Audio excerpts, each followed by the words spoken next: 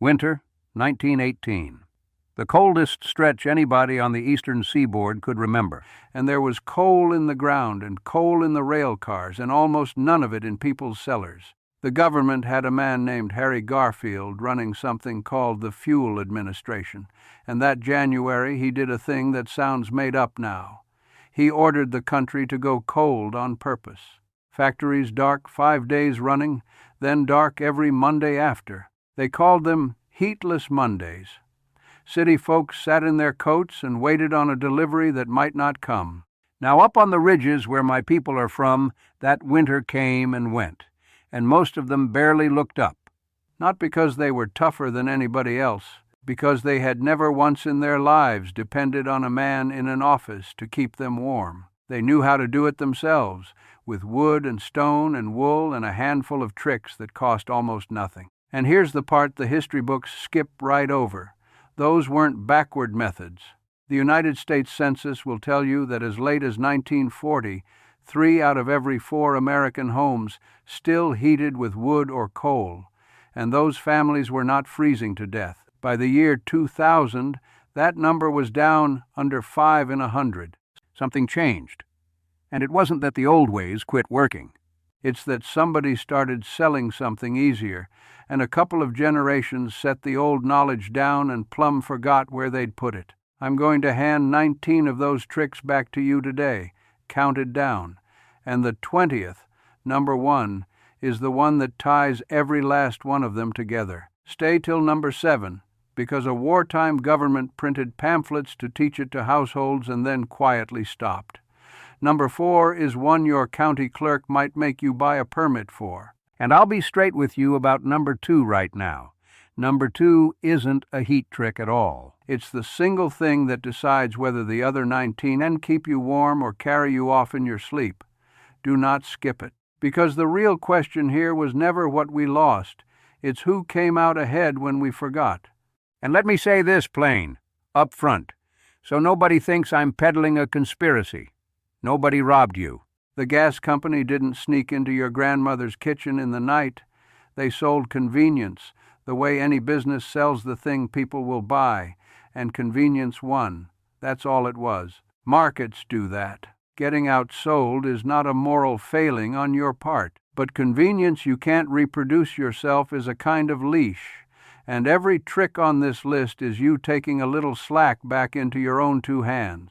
Before we start the count, if this channel is good for one thing, it's dragging skills like these back up out of the dark, before the last people who remember them are gone for good. Subscribing is just how the next one finds its way to you, not for my sake. For the sake of the version of you that's going to want this the night the power's out and the wind is up. My grandfather raised me after my father passed young, and the winters taught him most of what he taught me. He kept a leather book, wrote the good things down in a hand I can still barely read, and made me promise the knowing wouldn't die when he did. A promise is a promise, so let's count. Number 20. We start where the heat actually leaves, cracks. Tonight, stand in a dark room and have somebody walk the outside of a closed door with a flashlight. Every place the light shines through, that is a hole your heat is pouring out of. The Department of Energy will tell you that sealing those gaps with $1's worth of weather stripping and a tube of caulk cuts enough loss to save better than 10% on a heating bill, and a New Hampshire state study put the average sealed-up house at around $166 a year kept in the pocket. Now, the old-timers didn't have caulk. They had a draft snake, a tube of cloth stuffed with sand or dried beans laid tight along the bottom of the door, and a heavy rag rug shoved against the sill. Cost you nothing but an evening. Number 19 is the window, and there's a reason your grandmother taped plastic over hers every single fall. Number 19. Glass is where a warm room bleeds out the fastest. A single pane is barely a barrier at all. Grandma's answer was a sheet of clear plastic stretched over the frame, and that's not folklore, it's physics. You're trapping a still layer of air against the glass, and still air is one of the finest cheap insulators there is.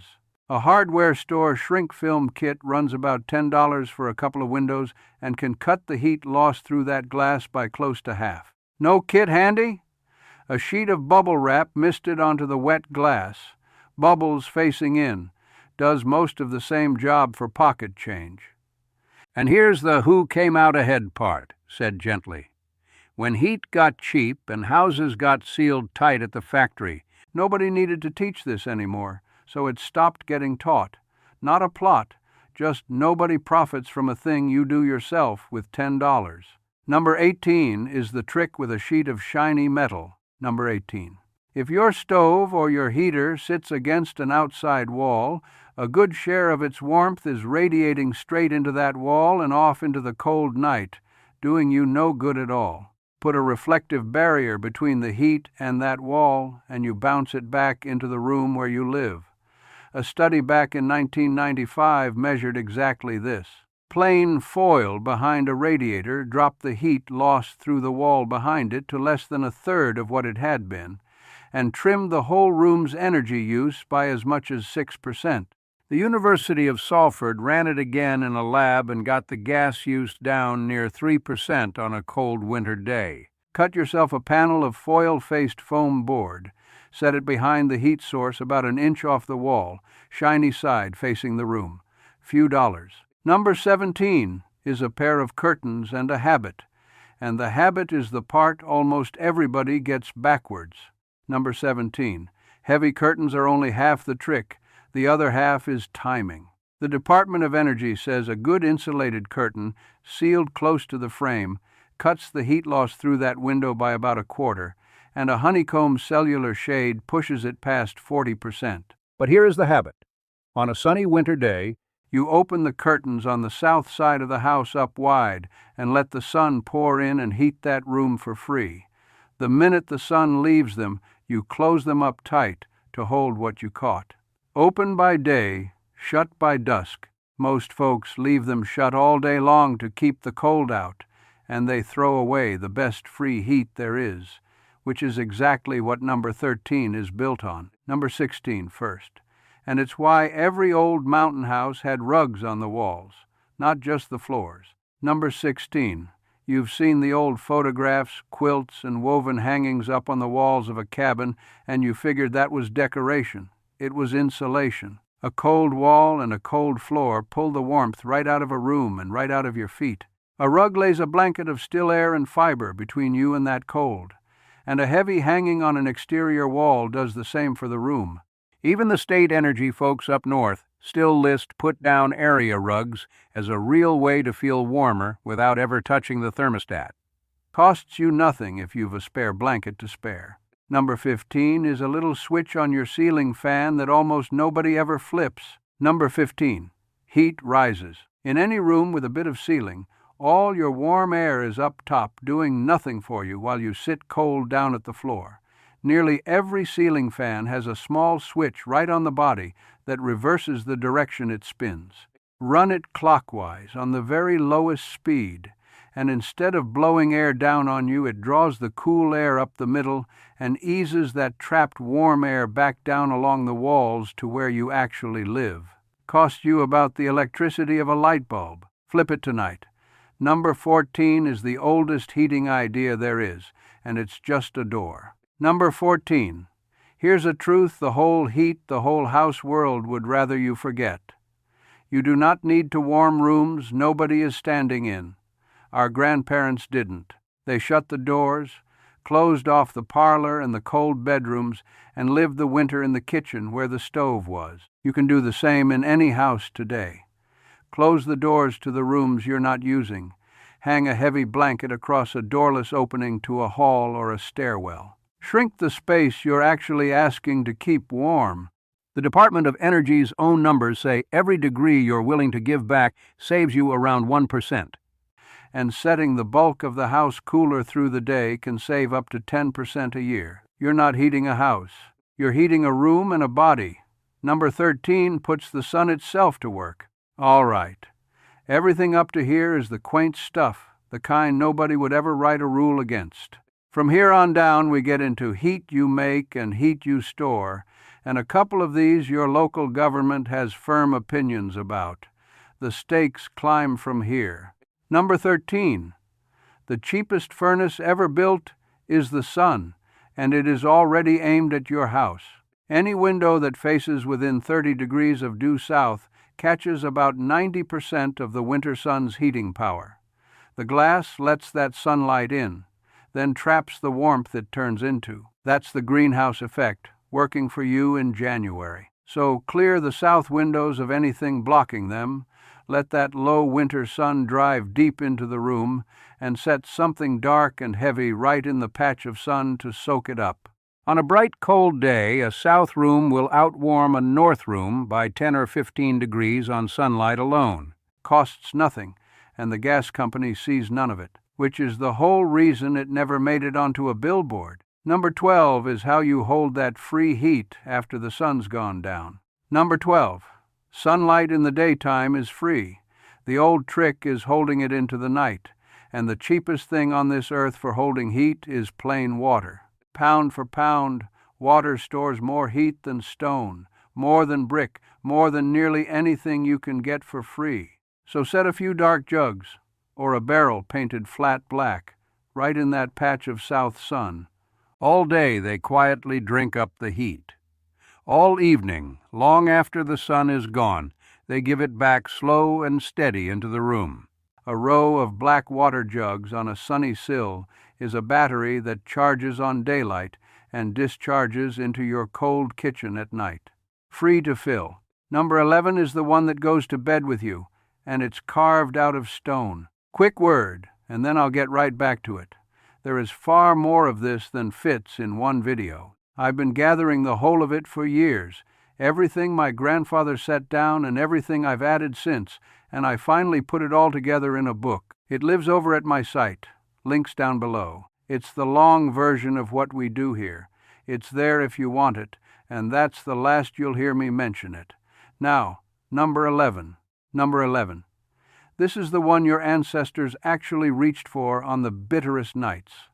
A stone, heated by the fire, carried to the bed. Soapstone was the prize, because it holds heat better than nearly any common rock, twice as well as cast iron, and it lets that heat go slow over hours instead of all in a rush. A plain brick works, too. Set your stone or a couple of bricks on top of the wood stove or in a low oven while you do up the supper dishes.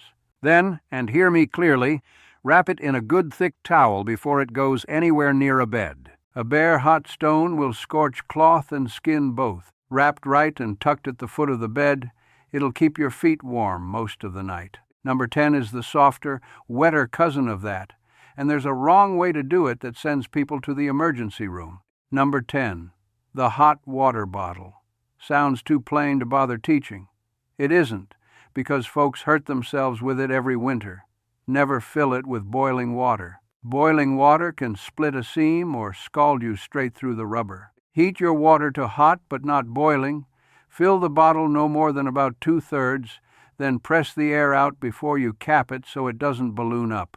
Wrap it in a cloth cover, never bare against the skin, and don't hand it to somebody who can't feel a burn coming on.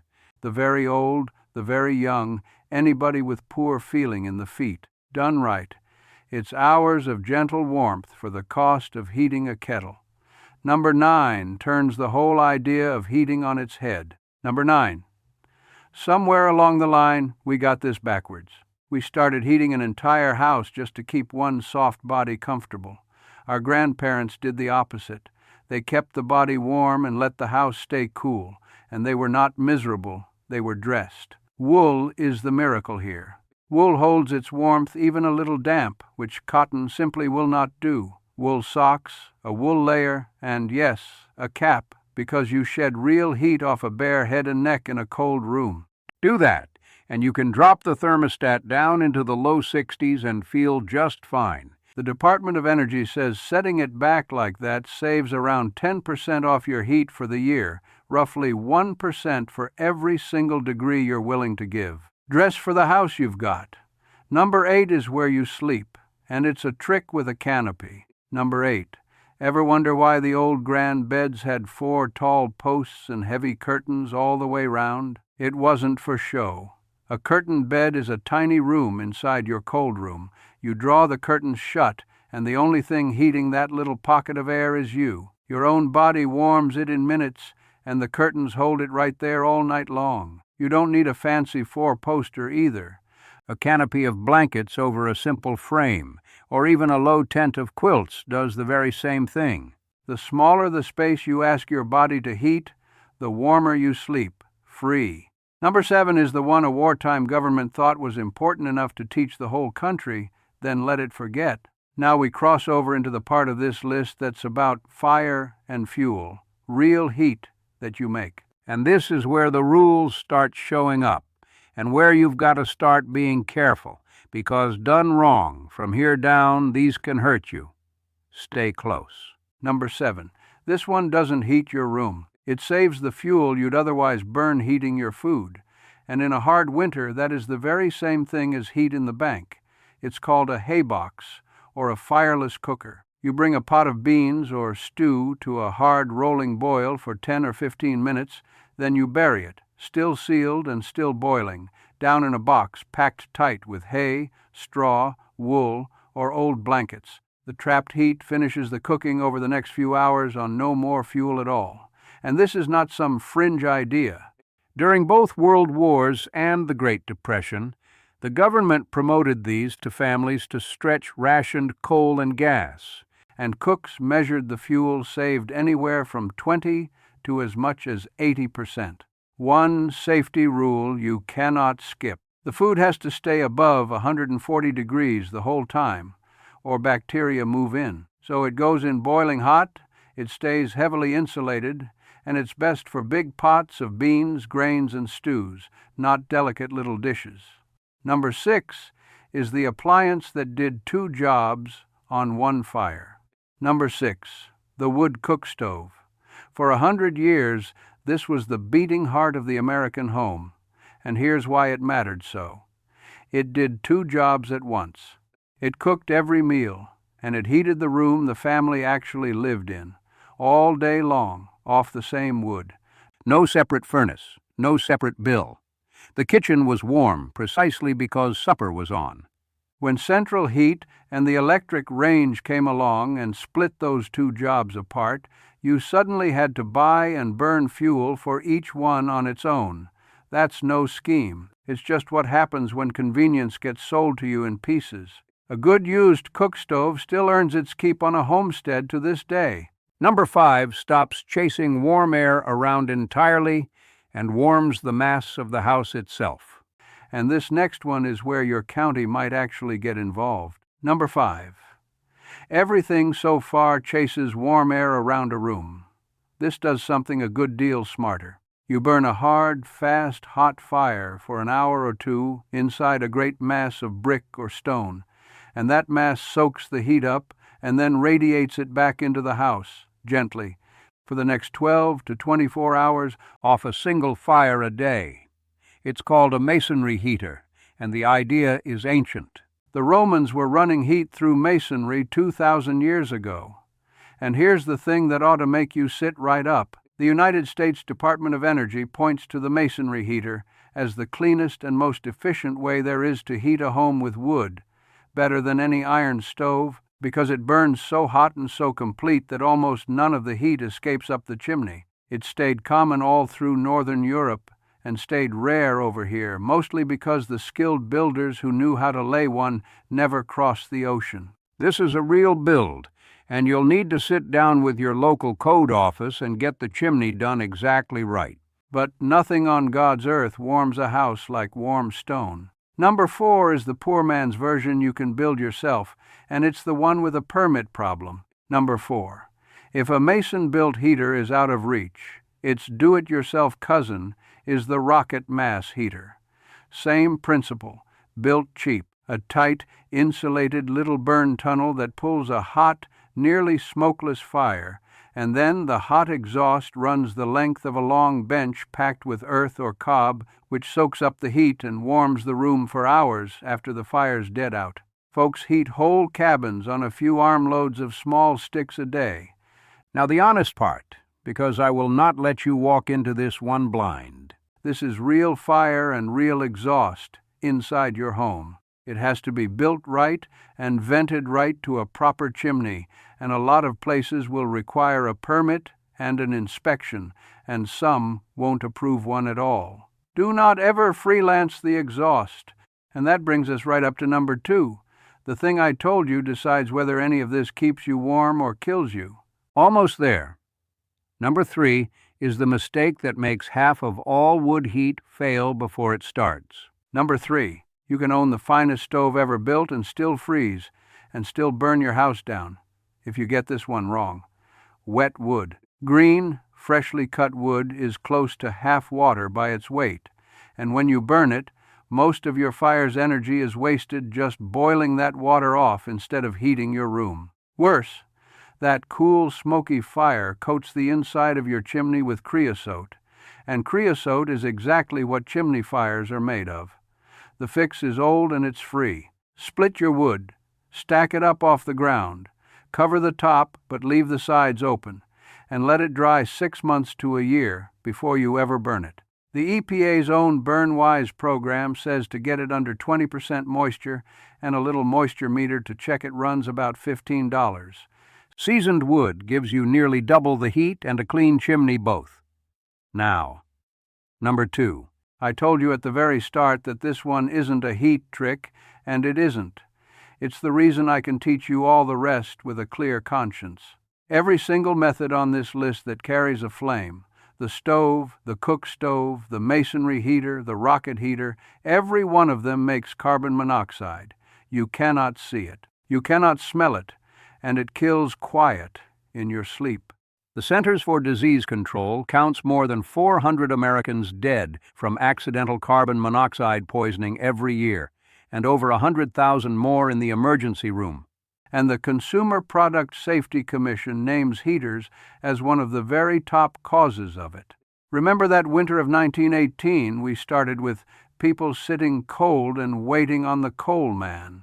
Some of the ones who tried to improvise their heat indoors that winter simply did not wake up. So here is the rule that makes all 19 of the others safe. A carbon monoxide alarm on every floor of the house and outside every sleeping area, $20 to $40 apiece, and you check the batteries twice a year.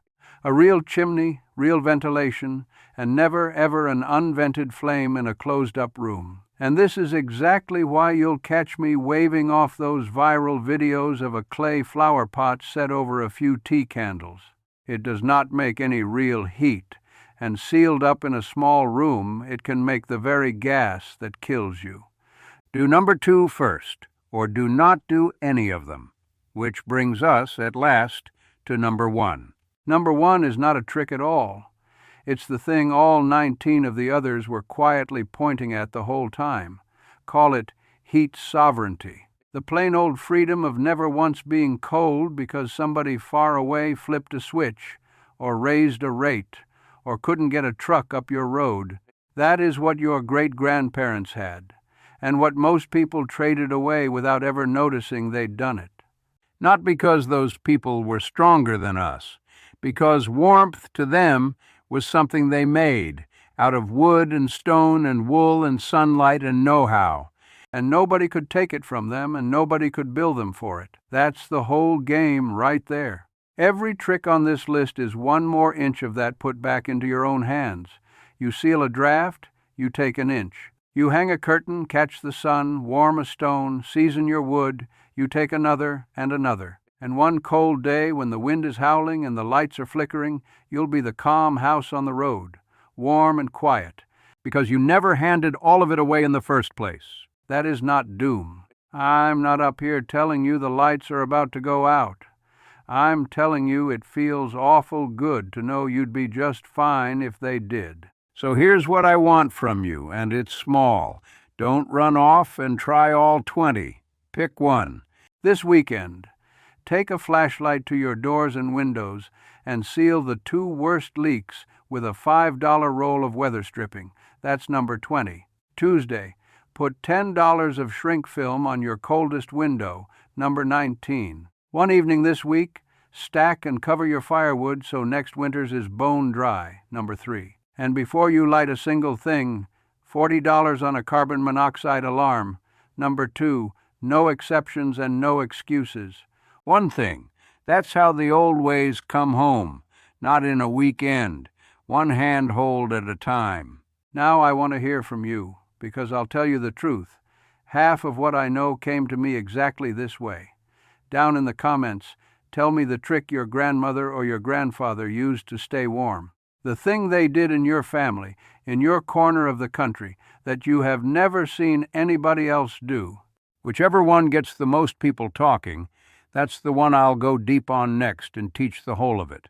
And speaking of next, the one I've already got loaded up is the old way to keep a root cellar from freezing all winter long without a lick of heat put to it, so your potatoes and your canning and even your water lines make it clear through to spring. That one surprised even me. There's likely another video already waiting for you right there on your screen, picked out because it runs close to this one. Go on and let it play. I've got a feeling it's one you'll be glad you watched.